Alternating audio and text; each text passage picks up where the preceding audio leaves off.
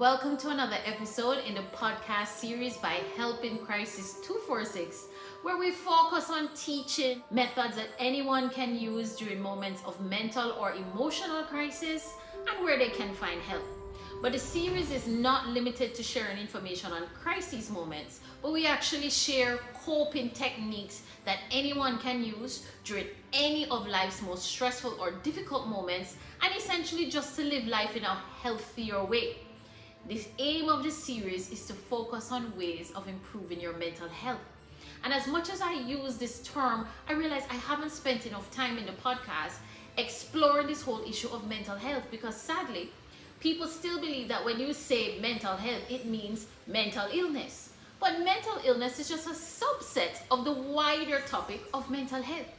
If you look up the definition of mental health anywhere, it will show you that mental health actually encompasses the mental, psychological, emotional, and social well-being of all of us, and how we deal with life stressors and our behaviors and decision-making process, which is a wider thing. In the same way that if I say physical health, you're not automatically going to think that if I'm talking about physical health, it means I'm talking about physical illness. No, you're going to assume if I'm talking about physical health, I'm going to be teaching you ways to live and techniques to use to improve your health. That's the same thing with mental health. When we're talking about mental health, we're talking about techniques to use to improve your overall mental, social, emotional wellness and how you cope with stress. And that is the purpose of the podcast series put on by Helping Crisis 246. Now for this episode, we're going to begin our focus on relationships. And I say begin because we're going to be doing this over a number of episodes. Because the reality is, nothing affects us more on an emotional, social, or psychological level than our interpersonal relationships. Now, this could be our parent-child relationship, it could be friendships, it could be siblings, it could be co-workers, and of course, we know the effect of romantic relationships on our emotions, or psychological well-being, and our social well-being. I mean, don't we know the songs Unbreak My Heart and How Will I Ever Live Again? I mean, if nothing else, the music industry is filled with songs that talk about the pain of breakups, the pain of cheating, even conflict, and the depth of love. So that if interpersonal relationships have this big effect on our mental, emotional, and social well-being, it stands to reason that nothing affects our mental health more than the quality of our interpersonal relationships. And so we're going to be taking a more in-depth look on how to deal with conflict in relationships, how to navigate difficult moments, how to navigate a breakup, whether a friendship that's broken up, a fracture in a parent-child relationship, and of course, when you lose somebody you love. But today we're going to start the discussion off by dealing with romantic partnerships. So today I have with me Jomo Philips and Kristen Hamilton. Jomo is a couples and family therapist, and Kristen is a registered counseling psychologist. And I brought them here today because they specialize in individual couples and family therapy with quite the focus on couples therapy. So today we're going to have the focus on couples, because that's where we're going, and navigating healthy relationships, particularly how to navigate conflict and how to repair after conflict. Thank you so much for agreeing to talk with me today. Of course. Thanks for having us. So I want to start at the top, which is this whole issue of conflict. And I want us to address the concept that conflict means the relationship is heading for an end, or it is a sign of incompatibility, and the converse of the absence of conflict means you're compatible and the relationship is great. How would you address that? I think that's too simple a dichotomy. Because when I think about conflict, I also think one of the things that's usually behind conflict is that people are trying to connect with each other. So love drives conflict. When people are no longer in conflict and they're dead in terms of conflict, it very often means that the relationship is coming to an end. People are sort of completely disconnected from each other, and they've actually stopped caring about the relationship and each other. The absence of conflict doesn't necessarily mean peace, because when you have the absence of being able to have healthy confrontation or dialogue where everybody's able to express their needs and have those needs met, that is that peace, when people are able to have their needs met. But if you're not able to be in a safe enough space to express those needs and you're not having any conflict, that isn't peace. Really, because society judges the goodness of a relationship based on how well the couple seems to get along and how little conflict they have. And you're saying the absence of conflict could be a red flag. Yes. One thing for sure, I mean, conflict happens is part and parcel of being in a romantic relationship, but there are some things that sort of drive that. One of the things very often is when sort of people don't feel if their needs are being met in terms of the relationship.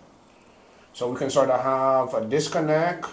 Part of that disconnect is that we enter relationships based on the fact that this is somebody that we think can sort of meet our needs or meet us in terms of the sort of needs. And when people don't feel like those needs are being met, then one of the things that happens is that there tends to be more conflict. Because people are trying to connect. So that you're saying that conflict is always indicative of an unmet need. Is it really simple though? No, not as simple as that. No. But one of the things that drives disconnect and drives conflict is unmet needs. Yeah. So what are the major things that drive those unmet needs? What do people tend to look for when they go into a romantic relationship? Companionship? Safety. Safety. What exactly is that? I need you to protect me from the burglar. What is safety? I would say more of that emotional safety in terms of, are you able to, if I'm in that emotional distress, if I'm in a space of emotional distress and I need someone to comfort me, I need a safe space, that's a really big need for me. So if you're not able to meet that, I'm not safe because I'm left in my own distress. When you said safety, the first thing that came to my mind was being safe to be myself without fearing your withdrawal of your love or commitment. So that it really does come down to that. But when you read a lot of these couple books, they talk about finances, cheating, sex, what else? And little things like just navigating day-to-day lives with household chores and balancing responsibilities. So really, what I find you keep coming back to is this thing of connection. And so that's why I'm saying, how do we relate conflict over finances with connection? Right. So one of the things I think about is almost like this clothesline, right? So this clothesline is between these two people is about disconnection. But then all of these things could be sort of hung on the clothesline in terms of finances, for example, in terms of sex, because those things sort of get exacerbated because there's disconnection. So how can a financial conflict be resolved by connection? Because then how do I apply this to my life? So let me just give an example. So I think my boyfriend overspends. He thinks I'm too tight with money. You're saying the issue is connection. I'm saying the issue is self-control. How do you relate that to connection? What do we need to connect to fix my thought of his issue of self-control and his thought of my issue of I need to go with the flow? Right. And this is my experience in terms of working with couples. So couples usually they come in because of sex, they're coming because of money, they're coming because of challenges in terms of just sort of working together with regards to parenting. Once we start to resolve that connection issue, a lot of those conversations around those differences seem very different, are experienced very differently. Okay, so how do we resolve the connection issue? What are the tools you use to teach couples to resolve? I don't need you to tell us all of it, but give us an idea of how dealing with the connection will fix all the other stuff on the clothesline. Right. We really look at identifying the pattern that couples get stuck in. So people end up getting stuck in some pattern. You'll hear some people say that we fight in the same way all the time, or they get stuck in this pattern that causes disconnect, typically no matter what the topic is.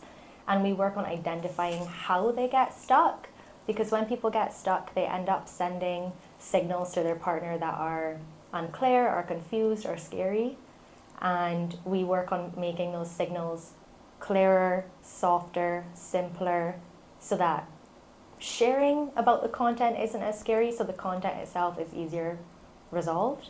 Well, so in terms of vulnerability is really scary, so people tend to run from that. So we typically have almost two different levels or spaces of emotions or feelings when we're in a disconnection. We have those deeper feelings that we work to get to that Jomo was talking about.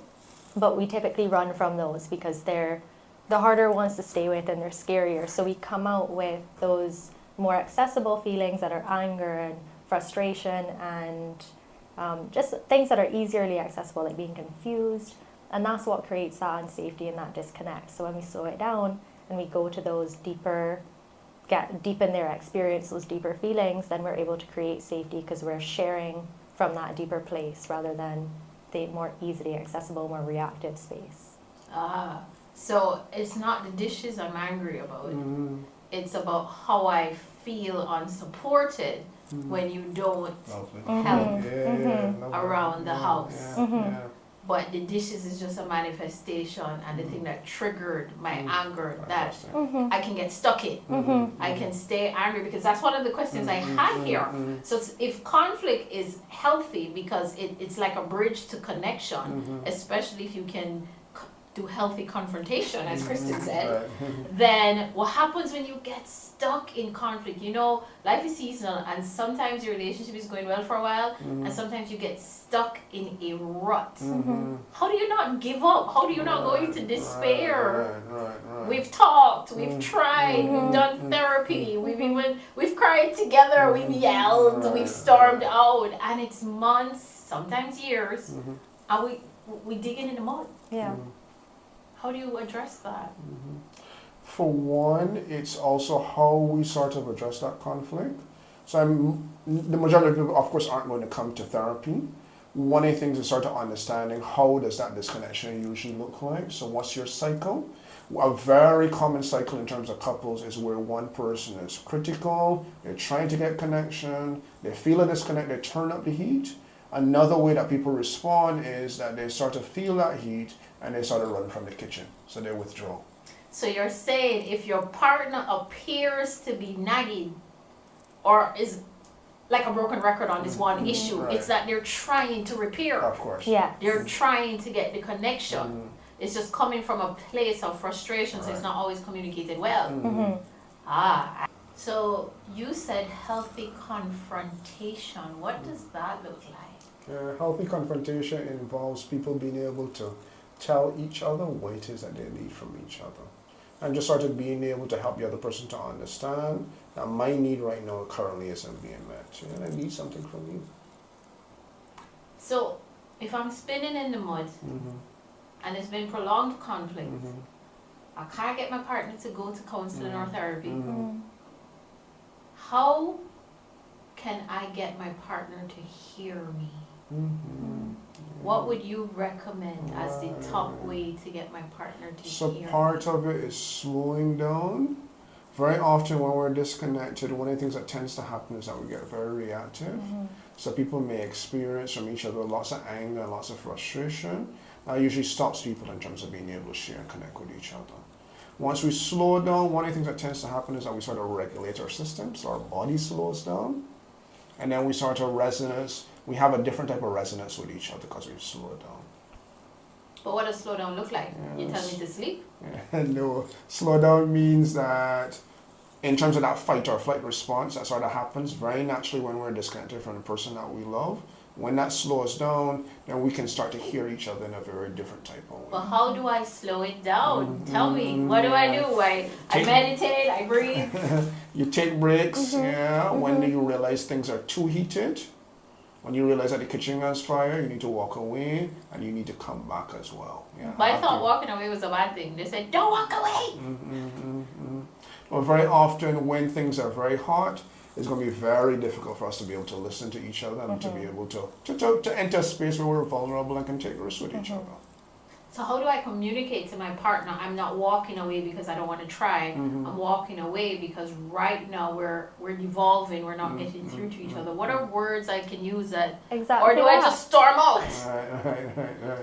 I think it's something exactly like you just said, right? Except you can't use me. I'm verbose. Right. So how do we explain this to people who aren't very good at putting their feelings into words? Right now I just need to take a break. Right now I'm not in a space to maybe hear or have this conversation. I want to have this conversation, but maybe right now I need to take 5 or 10 minutes and I'll come back to you when I'm in a cooler space. Do I have to come back the same day?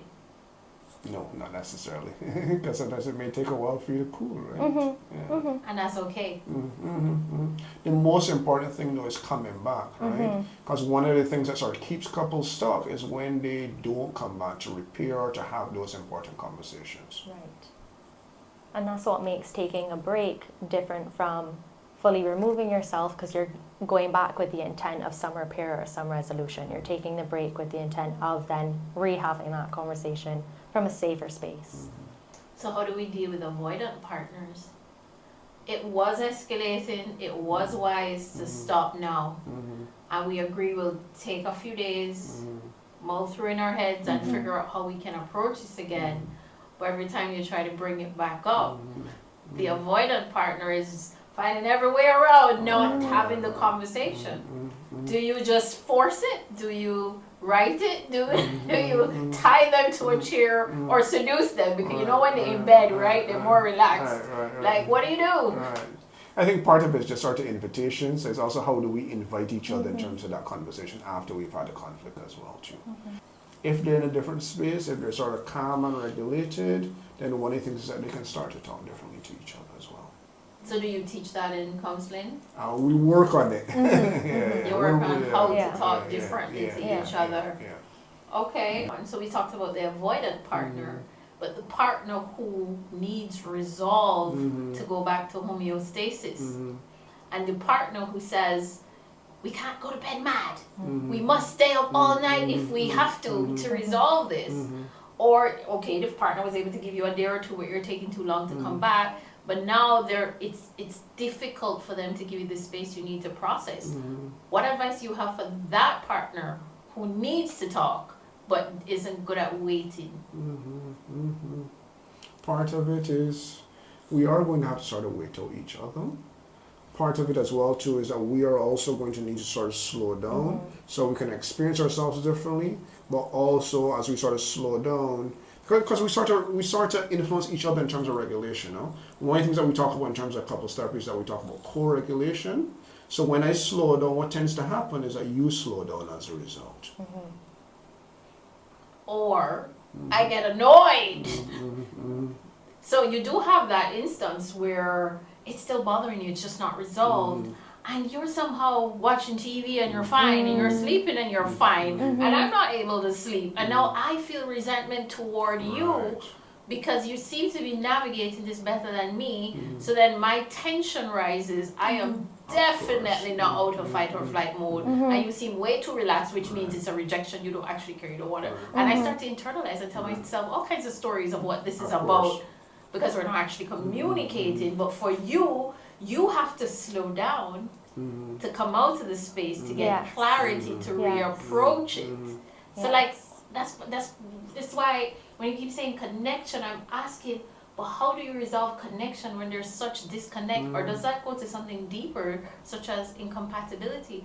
When do I know that this prolonged conflict is indicative of a demise or a likely demise, or that we are not healthy for each other?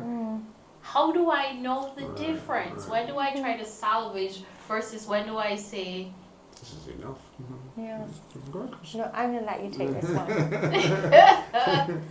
One of the things for sure is if we cannot get safety in terms of the relationship, so if we can't come back and repair, if we're so triggered by each other that we can't repair, if there are also other things that also contribute to lack of safety as well too.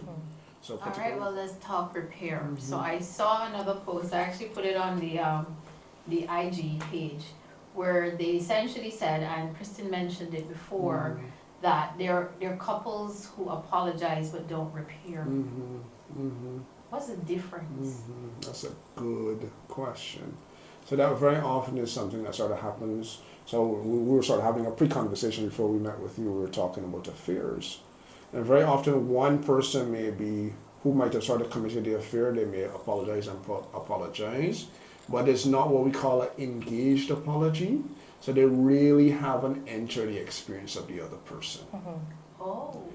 How can you enter the experience? Do they need to cheat on you back? Like, it's like no, this is how it feels. No. No, are you really sorry? No? Yeah. An engaged apology really is about entering the pain of somebody else. So it's empathy. And very often, that early apology without any real major repair changes in terms of the relationship is about trying to stop this disconnection around this affair. Yeah, the person hasn't entered or hasn't had the opportunity to be able to enter the pain of the other person. And because that person keeps apologizing, the person who is in pain or the person who has been injured, they feel if their experience has been discounted or has been invalidated. You don't understand my pain. And what happens if I feel like you're taking too long to get over it? I apologize. I stop seeing her or him. I'm turned up. I'm helping with the kids. Why are you still disconnected? What advice do you have for the impatient partner who's trying to engage in change behavior? Your partner has experienced trauma. Your relationship has experienced trauma. Trauma isn't something that's suddenly resolved. Trauma happens. Trauma is resolved when people feel safe. Indeed. So that's very interesting. So what does repair look like then? Since it's not only apology, how do we repair? So repair, looks like when you're coming back to your partner in a space where you yourself are a bit more regulated, where you are able to send signals that are softer, clearer, slower to your partner, and you're able to sit with them in their experience and they're able to sit with you in your experience. Is it possible to repair without ever talking about the issue? No. It's impossible? All the time? Because we sort of haven't done that engaged process, right? We haven't allowed ourselves to be able to enter the pain of the other person. So now we both must be in pain. You're saying the path to healing is pain. Walking through pain with each other anyway. It's that vulnerable piece.